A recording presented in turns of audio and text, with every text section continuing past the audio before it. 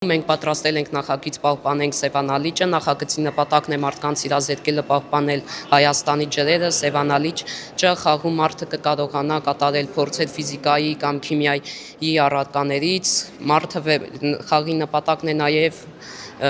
ջահել սերնդին, ստիպել, սիրել բնապահպանական առարկաները։ Digicode կիրառական ծրագրավորման պատանեկան 11-րդ մրցույթի եզրափակիչ հանրապետական փուլը անցկացվեց Վանաձորում։ Մրցույթի նպատակն է նպաստել պատանիների ալգորիթմական մտածողության զարգացմանն ու բացահայտել վաղվա տեխնոլոգիական առաջնորդներին։ Մրցույթն իրականացվում է առաջատար տեխնոլոգիաների ձեռնարկությունների միության ճարտարագիտական կրթության արմատ ազգային ծրագրի կողմից։ Ամենամեծն է Հայաստանում,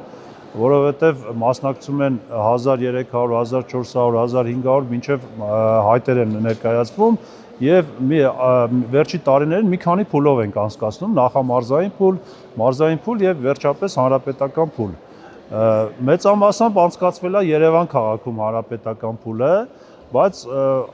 միշտ ցանկացել ենք, որպեսզի մարզերում նույնպես անցկացնենք։ Մեկ տարի Գյումրիի տեխնոլոգիական կենտրոնում անցկացրել ենք, այս տարի որոշեցինք Վանաձորի տեխնոլոգիական կենտրոնում անցկացնել։ Կարծում եմ մյուս տարիներին նույնպես փորձենք նաև այլ քաղաքներում, որպեսզի հանրապետականը լինի։ Աշխատանոցների թիվն է շատացել, հայտերի թիվը բազմակի անգամ, տասնյակ անգամներ շատացել է,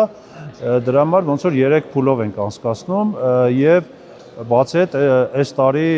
5 անվանակարգով ավելի շատ է, քան թե նախորդ տարի, այսինքն 15 անվանակարգով ըստ նաև տարիքային կամբերի։ Մրցույթի մարզային փուլի համար այս տարի ներկայացվել էր 1320 հայտ, որից հանրապետական փուլ էր անցել 147-ը։ Digicode 2026-ն անցկացվեց մի շարք անվանակարգերով՝ վիրտուալ լաբորատորիաներ, սարքերի ինտեգրում, հեքիաթներ, պատմումներ, համակարգչային խաղեր, ինտերակտիվ անիմացիա, ֆինանսական գրագիտություն եւ այլն։ Ֆինանսական գրագիտություն անվանակարգն այս տարի ընդգրկվել էր առաջին անգամ։ Անցած տարի մենք ունենք բավականին հաջողած մասնակիցներ Լոռու մարզից հենց Digicode կիրառական պատանեկան 10-րդ մրցույթից եւ այս տարի որոշվեց արդեն հենց հանրապետական փուլը իրականացնել այստեղ։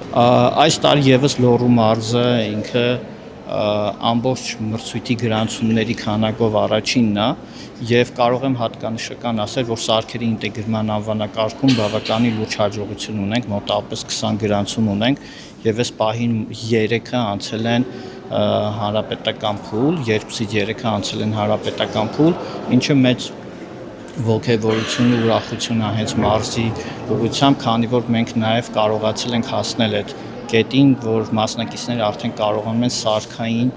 եւ ծրագրային հատվածը միասին համատեղել եւ գաղափարներով հանդես գալ այս մրցույթին։ Սարքերի ինտեգրում անվանակարգում հաղթանակը ուղևորվեց Տավուշի մարզ։ Այս տարի բերել ենք Թեչար ռեկուպերատորը։ Սա սարք է, որ նախատեսված է օդի աղտոտվածությունը մաքրելու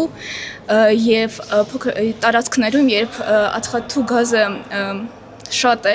այդ տարածքում օդափոխություն անելու համար եւ այն շատ էներգախնայող է, որը հենց էներգախնայողությունը հիմա մեծ խնդիր է, այս սարքը այդ խնդիրը լուծում է։ Դրսի օդը երբ որ քաշում ենք ներս, այդ եւ ներսի օդը քաշում ենք, այստեղ ալյումինե թեղներ կան, երբ տաք օդը գալիս է ալյումինե թեղների մոտ, մյուս կողմում գալիս է սառը օդը եւ այդ սառը օդը տաքանում է ու մաքսիմալ սենյակային ջերմաստիճանի է գալիս, որպեսզի էներգախնայողությունը լինի։ Այն նաև ֆիլտրներով է, որը օգնում է, որպեսզի տարածքը օդափոխվի եւ մաքուր լինի։ Գորը Digicode մրցույթին մասնակցում էր առաջին անգամ եւ ներկայացել էր իր IT պատուհան նախագծով։ Այն ուներ մի քանի կարևոր ֆունկցիա, այդ թվում լուսաքողարկման, ինչպես նաեւ հնարավորություն տեղադրված սարքավորումների բարձր ուլտրաձայնային ալիքների միջոցով վանելու կրծողների, սողունների եւ միջատների։ Նախագիծը ստեղծելու միտքը ծնվեց Ազատ գյուղի զորանոցում տեղի ունեցած ողբերգությունից հետո։ Հիմնական նպատակը այն է, զինվորական կյանքը ավելի ժամանակակից, անվտանգ ու հարմարավետ դարձնելը։ Առաջին ֆունկցիան անվտանգության համակարգն է։ Նախագիծ համակարգը սենյակում գազի կամ կրակի արտահոսքի դեպքում միանգամից նկատում է այն ու տալիս է լուսային եւ ձայնային ազդանշան, գազի արտահոսքի դեպքում նաեւ կատարվում է օդափոխություն։ Հաղթողները պարգևատրվեցին դրամական մրցանակներով, արմատ տեխնոճամբարի ուղեգրերով եւ արժեքավոր այլ նվերներով։ Աշխեն Սուքիասյան, Հայկ Վարդանյան, Թղթապանակ։